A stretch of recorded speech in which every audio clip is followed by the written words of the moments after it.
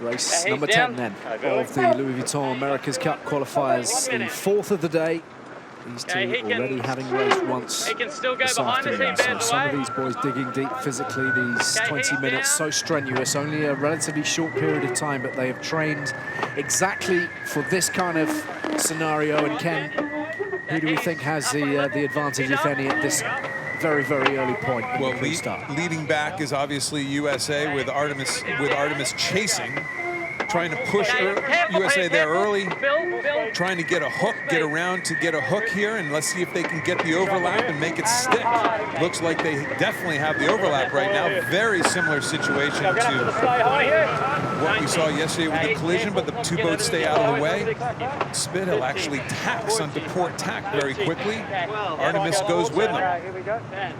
This is going to be a clear win for Artemis on this start. They did a really nice job at getting a hook, and they're just holding them high and holding them slow, taking their time, trying to get Oracle very slow, even though the gun has gone off. Okay, got it now. Okay. Yeah, the start time, not a concern. It is just simply about making sure you are quicker over the start line and indeed then subsequently over the finish line than your opponent. Simple, really, and the Swedes have done a fine job. Exactly the opposite of their first start of the day when the French did identical maneuver that Artemis just did to them. You know, kind of a role reversal there. Artemis got aggressive. They went after him. They made it stick, and here we are with about a 50-meter lead on the pivotal leg number 1. Pretty soft still. Not a lot of panic in those guys right there, though, is there? All is calm. The whistling of the wind through the wing, and the Swedes tearing up to Mark 1 and heading downwind. Jimmy Spithill's Americans chasing hard. Unbeaten as yet here in Bermuda. And Nathan Outridge will be desperately keen to notch up another victory, get them properly on the board, up and running, get their challenge underway. The American situation, of course, in terms of the qualifiers as a whole, as defenders, looking for the bonus point. If they win the qualifying stage, they can start the match, which they will jump through to. They will avoid the Challenger playoffs, of course, as the defenders. They could start with a point advantage on the Challenger. That is the carrot in front of Jimmy Spithill and co.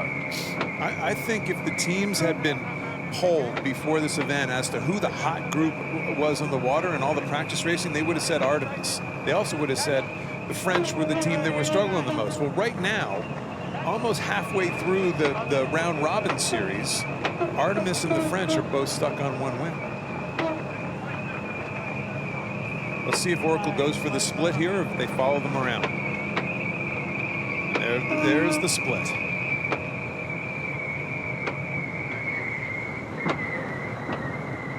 Different course for the Swedes and the USA. Artemis hums more than the other boats. The whistles more, whether it's the wing or the foils, I'm not really sure. A lot of times it's the foils on these high-speed boards. Not dissimilar to the Bermuda tree frogs at night time. Look at the movement of that dagger board as they go into it.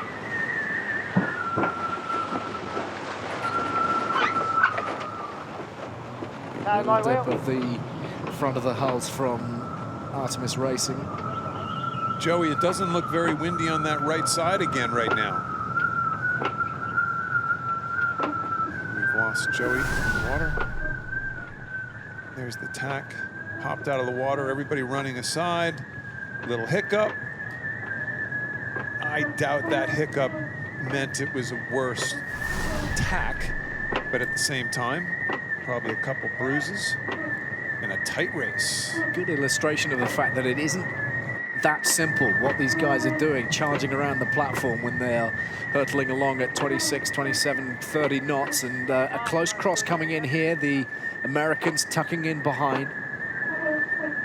Maybe a slight gain by the Americans, but all in all, a tight race between two polished teams. And again, that one little mistake is what's going to make the difference right now. I think it's all the way.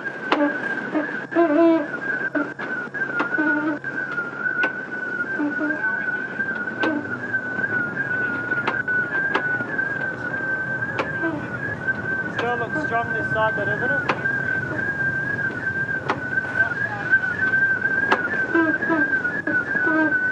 Okay, building pressure here, setting up. Fly wing, coming quickly. 2, 1, more down.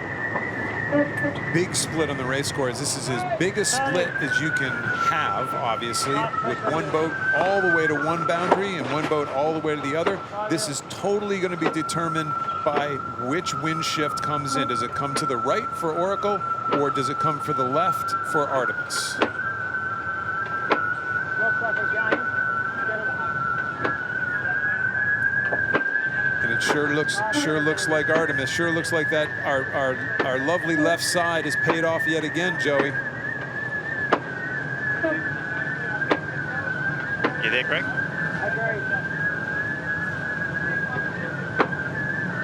He's in the triangle. We've lost Joey Newton to the Bermuda Triangle. Is that where you're going with this? I'm confident we'll claw him back at some point or other.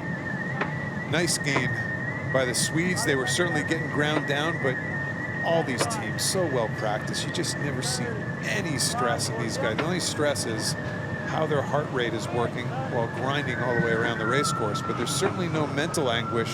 Greg, can you hear me? To what's going on the race course.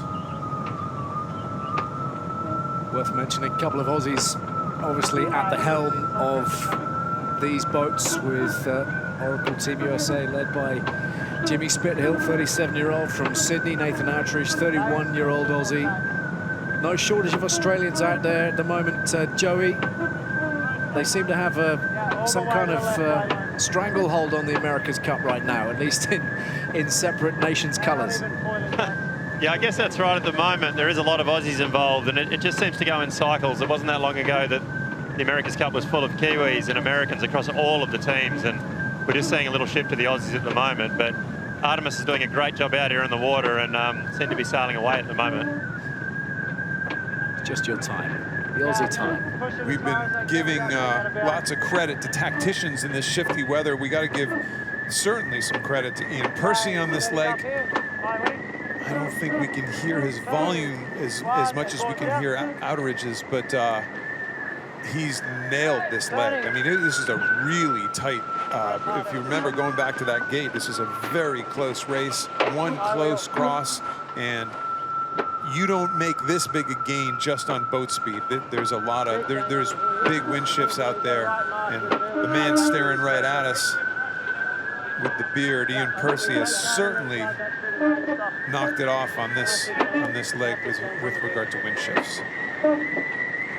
So a great leg 3 for the Swedes. Grinders hard at work, and the boat flying partially as a consequence. They are ripping around the gate. And just look at the smoothness of that maneuver. The hull so stable. And for the first time really here in Bermuda, the Americans put on the back foot.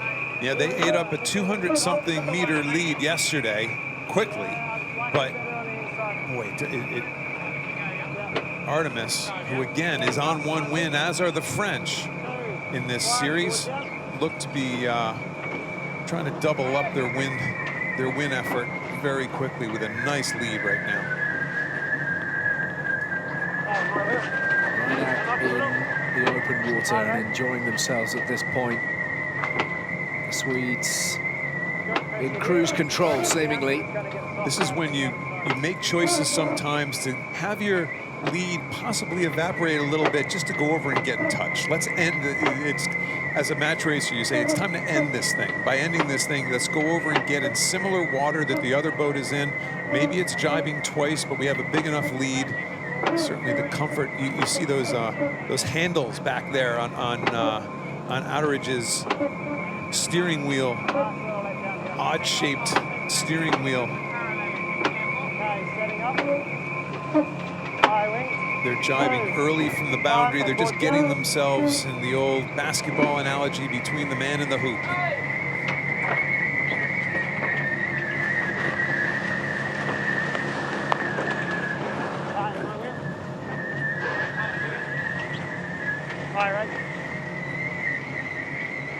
he's not making left, so he'll have to follow us right, or he'll have to double jibe Kiwi.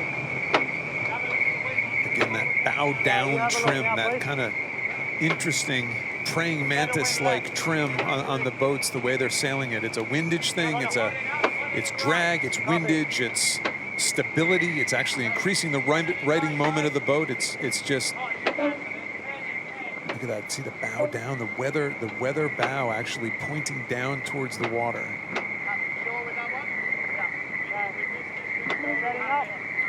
Tactician Tom Slingsby taking a peek to lure. They want to do this one and in. They want to do one more jibe and in if they can. Just a delicate balancing act, isn't it, on the part of the helmsman? But the Swedes heading for gate 4 in confident style. Actually, I'm going to take that back. So he did a very nice job there. He saw that the Swedes were going to do one more jibe and in. They jibed early on USA to actually jibe a second time, go back and again force that split. No sense in following them around the race course right now. They need a split. They need a big wind shift to help get them back in, and they're not only going to do it by jibing twice the way they just did. So looking to pick up a little bit of speed as the gate approaches. Round they go. Another pretty slick operation from the Americans, but plenty still to do.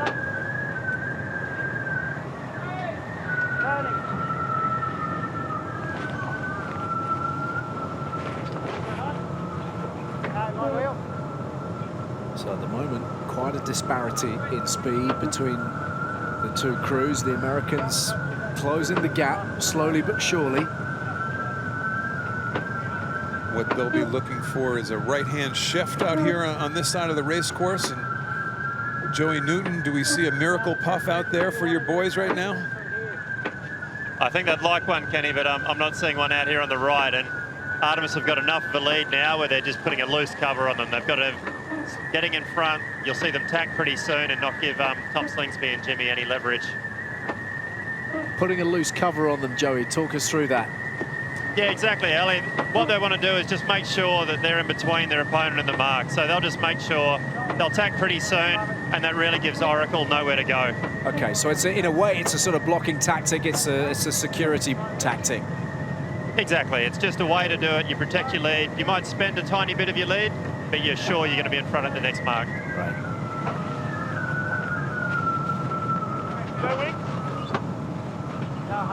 Blur of action on board the Swedish boat. It is a blur. These guys get across the boat fast, and you notice that the wing trimmer gets across early, and then the helmsman comes across secondarily. Here's the wheel. Here are these handles we're talking about. The handles that we think are adjusting the fore and aft rake of the dagger board. So the helmsman is actually, see, he's right on that throttle right there. It's not a throttle. They wish it was a throttle. It's actually helping maneuver the dagger boards. And let's go back to Joey for a second. Are we reading this correctly? Yeah, that's exactly right. Some of the teams have twist grips, some of the teams have buttons. And what that's doing, it's controlling the pitch angle or the rake of the opposite side main foil. And that controls how high or how low the boat goes. We can guess, or we can throw it to the guy that actually knows what he's talking about. The latter is so much better. Well, the gap now is closing fast because the Americans have found some pressure, it would seem, and they are maneuvering nicely and putting themselves back in the picture here, seemingly, Ken. Yeah, they didn't, you know, Artemis didn't do what we were talking about there. They didn't exactly get into that. They kept the split going, and my goodness, had they clawed back. But it's one.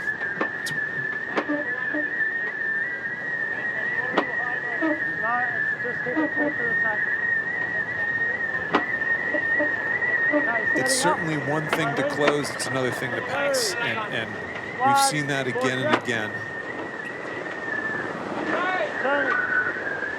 One more tack for the Swedes, the single hull heading into the water, but popping up quickly back up onto the foils. It's not quite as they'd have liked it. Yeah, that wasn't the smoothest. You heard go wing, go wing. It sounds like the wing trim was actually a little over ease coming out of that.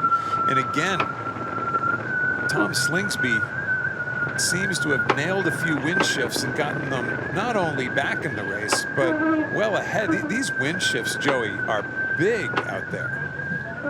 Yeah, it's pretty crazy, especially up towards the top of the course here. And that's why we're seeing such big gains and losses as the boats get up towards these top marks.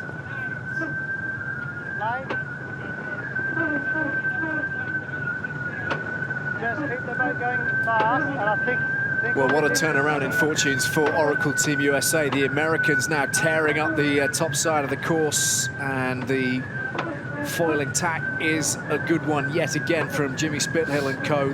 We have battle joined here as we head towards the last couple of legs, Ken. Yeah, it's very shifty. Joey Newton's calling it out on the course for us. Very shifty. They got back within almost 20 meters, almost poked their nose ahead of one stage, but the last final shift goes to Artemis. And we as sailors always talk about shifts are great, but it's the last shift that you need before a big mark. And the last shift went to Artemis, and off they go. They're gonna have themselves out. Really, the lead had gone to almost to zero, and here they're gonna have a couple hundred meters again in no time. You really think it'll be that quick and that much of a difference? Once they put that jibe in over on the other side of the course. Again, Joey, is there anything dramatic that we see out there right now with regard to wind pressure on one side versus the other? Not anything dramatic, Ken, but I just always think there's a little bit better breeze on the left where Artemis is at the moment. So I'd expect them to gain a little out of this split. Yeah, it went from 0 to almost 300 meters in no time again. Very shifty conditions, which makes it fun for us. It's not, for sure, not so fun for the tacticians, but fun for us as watching as we've seen so many passes today, and we almost saw another one here, but really nice recovery by Ian Percy, the tactician, and get themselves out into a nice lead again, and let's try to double our win points just in one race.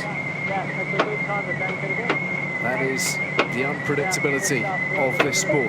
That is why so many people have turned up here in Bermuda in this wonderful setting to watch top sporting theatre. You're just not quite sure at any point what's going to unfold in front of you. And the Swedes now tearing away with a healthy gap opened up between themselves. Almost, is it 450, 460 meters well clear of the USA now. I mean, it was literally down to nothing, 3 minutes ago. Yeah, so it shows the unpredictability of these boats, and this venue will certainly lend itself to make for more exciting racing as we go on through this month. What you don't need to see is a parade, and certainly we're not seeing a parade in any of these races. We're seeing chances for everybody. Tight finishes. They're after. They definitely have a little Bermuda. What did you call them? The frogs? The Bermuda frogs? The tree frogs. Tree frogs. They're the things keeping you up at night, right? Well, they were. You soft sleeper. Now they're just part of life. Part of the woodwork. Yeah. A family almost now. Going softer between us and the mark. Into the final gate here for the Swedes, who will notch up another win shortly to add to the one that came yesterday against the Japanese. It was a narrow victory, but I think this performance, one that will confirm them as genuine challengers to the American crown. And reasonably necessary after that first race today. I mean, that would not have been a fun place to be in the Swedish camp after their race this morning. And this is nothing against the French, but let's face it, going into that race, there was a very clear favorite on paper. And that would have been a kind of a wake-up call maybe for the Swedes, and certainly they, starting right with a really good start by Nathan Outteridge, got himself in exactly the right position, kind of stuffed Jimmy Spithill, which is not easy to do, got themselves to a lead, and they never looked back.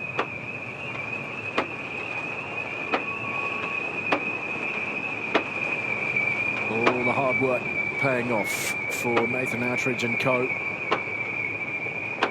Just screaming along the great sound, and they will be well pleased with that performance. They had to fight off a spirited resistance from Oracle Team USA, who threw pretty much everything they had at them, but in the end, a comfortable win.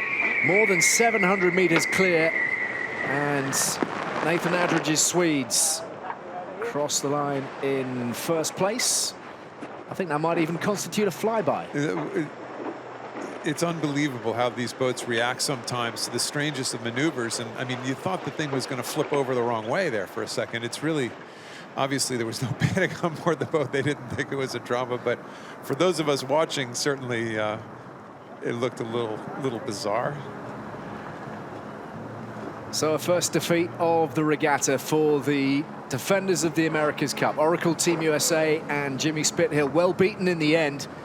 Not too long ago in the race, they were right in the mixer. But the Swedes too strong on this particular occasion. There's confirmation of how it broke down. You can see how tight it was at the start. Yeah, a little comeback on leg 5, but then the big stretch.